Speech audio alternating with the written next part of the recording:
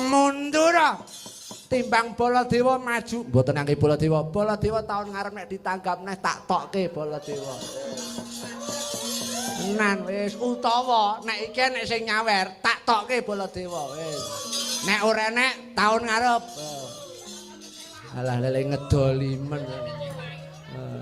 Sak awake, sak ikhlase Bu, mangklumpukke sik Bu, ndang. Rumangsane mopo. Iki gendang arep gara-gara. Pripun sida kelumpukan? Sida kelumpukan. Lah mbok kula gojek lah, Pak. Lah nyap gojek pinten kurang lho, Pak. Nah, mriki kula kelumpukke mriki lah. Nggih, sinten melih. Wah, jan. Ora, niki kula jane mboten njaluk nek diparingi matur nuwun. Matur nuwun. Ya wis. Sesuk tak jajake, sesuk tak karaoke. Lumangsaku, teh pateh wonten dawuh. Gandeng iki disawer. Kowe maju neh ya. Mpun kalah maju. Aku iki ora patut nek musuh Baladewa. Kowe le maju. Nggih, kula maju meneh. Maju rene parat.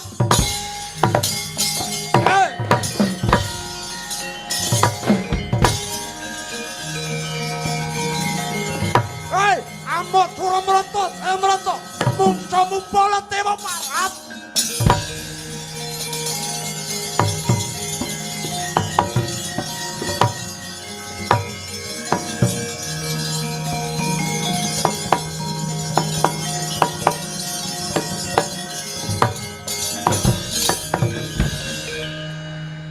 Kowe buta. Parat. Kowe buta. Bengok medeni wong. Kowe ngaku om, kowe buta buteng betangane ayo. Buta gawe nyakot, gawe gaglak, gawe bathuk, gawe untak gage. Saiki blodot cokoten. Kowe gawe nyakot gage, saiki blodot cokoten milih dhewe. Kon apa? Kon sira gage nyo. Apa kowe milih ndodok gage? Apa milih kon pupu? Apa milih kon tungkak? Milih sak senemu gage cokoten. Alah kaya ngene kok kon nyokot. Lah nek anggun kuwi kon nyokot ya tak cakot tenan. Piye? Arep nyakot anggune abrakmu apa? Abrakan motor but iki arep nyakot sinden iki. Motor Pino iki arep ngarah sinden ora kaya idene kowe cecak nguntal blek iki. Kowe sapa kowe durung manut karo aku yo? Kowe durung manut karo aku? Lan netramu brono gobokmu nalendra saka Mandura Prabu Baladewa Balarama Karsana Kakrasana Sumalikna ya iki Wasidatra ya iki dedeng kote wong Sambi Boyolali. Parat. Ayo Kake. Kowe mentas mlebu anyar. Yo kowe mentas mlebu anyar. Maju sak guru-gurumu. Kake, yen kowe ndek ilmu guna kawijayan, guna kasatikan kowe ndek ilmu tenung, kowe ndek ilmu santet. Ngene iki ya gununge mbok benake sik apa piye ngono Pak. Raden bayaran 500 ora tanggap blas. Ora pakku ngene sak pecat wingi. Arep dipensiunke cek seneng ning wayangan. Lah slewengan piye? Slewengan piye? Kowe ndek ilmu tenung, kowe ndek ilmu jengkes Kake. Baladewa tenun. Ora nggawa piranti tak tenung tenan piye? Piye? Kake, maju legane atiku. Kowe gelem bali apa ora? Gelem bali apa ora? Wateking prajurit Bali yen wis dadi batang. Kowe dadi ngene ketemu Prabu Ndoro rumah samung karo dadi batang. Yen mung buta kok dapurmu derajat apa? Ora kok minggat saka pertapan narga kaya iso dublak tungkak blongko cangkemmu bangsa telek kowe.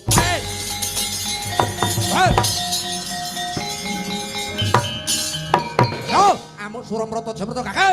Imbang-imbangan ngomong sapa padha-padha, kurang gaman medhatiya, Kake. Kurang bala nyurungana, kurang sekti meguru, Ampian kaya wong ndolo krubutan kaya menjangan mati, Kake. Ora-orane brodo gigitan karo dapurmu derajat apa, Sambata Bapa Akasa, Ibu Pertiwi, yen wong kaya dapur kuwi derajat apa?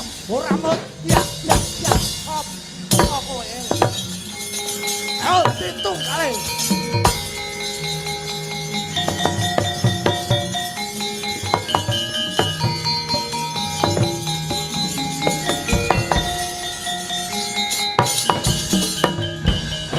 arep mlayu kowe. Arep mlayu. Wis tak elekke to, wis tak elekke supaya bali urip. Ewadene kowe saiki nantang karo Baladewa sawangan. Sawangan. Sawangan, apa iki, Kakek? Sawangan. Apa iki? Apa iki? Cuthik enjet no kok. Piye? Cuthik enjet. Cuthik enjet matamu picak kuwi. Galake ora jamak. Baladewa iki pancen galak. Nek ora galak mung suwa Puntadewa kowe. Kowe ngerti ra iki apa? Iki ngerti ora? Iki apa? Iki jenenge senjata nenggala, senjata pungkasan, senjata pamunah sing maringi para dewa iku pusaka kadiwatan. Sing maringi pukulan Bathara Brahma nalika tapa ning pucuke Gunung Rewantaka nalika jaman Seka Kresna biyen. Tak tamake gunung, segara, bumi. Tak keneke anggun. Ora meteng. Bangeten. Lah. Topah. Yantol nenggala ora mutar derajat apa kowe tengih kowe. Wah.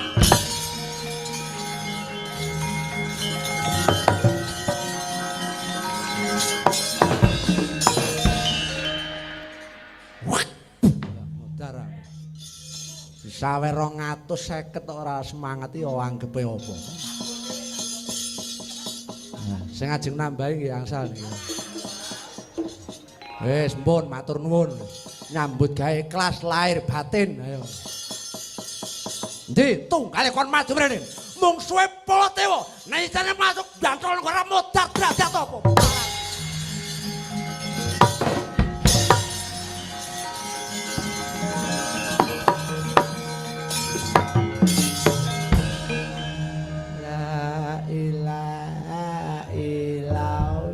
Apa.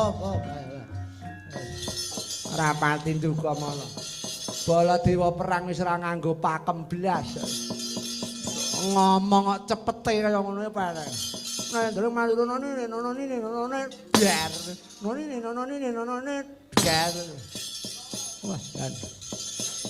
Ora urung kalah kabeh. Mundur dhisik nekuk penjalen aturke ning ngersane Kang Sinuwun.